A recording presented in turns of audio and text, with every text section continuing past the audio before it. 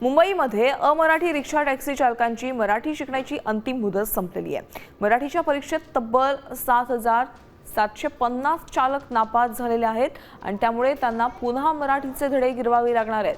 प्रशिक्षण पूर्ण झाल्यानंतर त्यांची परीक्षा होणार असून आजपासून मराठी न येणाऱ्या रिक्षा टॅक्सी चालकांवर कारवाई होण्याची शक्यता आहे।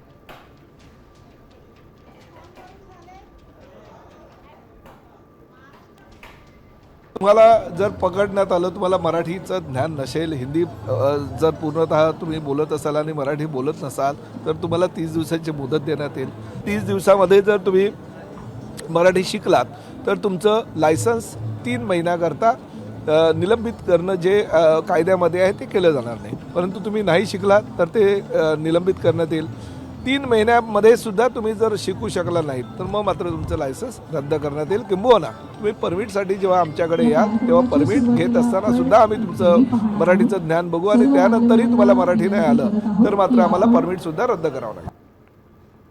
आता आपण ग्राफिकच्या माध्यमातून पाहूयात किती रिक्षा चालक या परीक्षेत पास झालेत आणि किती नापास।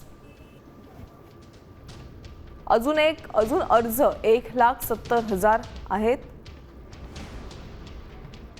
आणि त्यातील 1,40,000 चालक पास झालेले आहेत तर 7,750 म्हणजे 7,500 नापास। प्रशिक्षणाच्या प्रतीक्षेतील चालक आहेत 17,427। नापास चालकांना पुन्हा एकदा प्रशिक्षण दिलं जाणार आहे।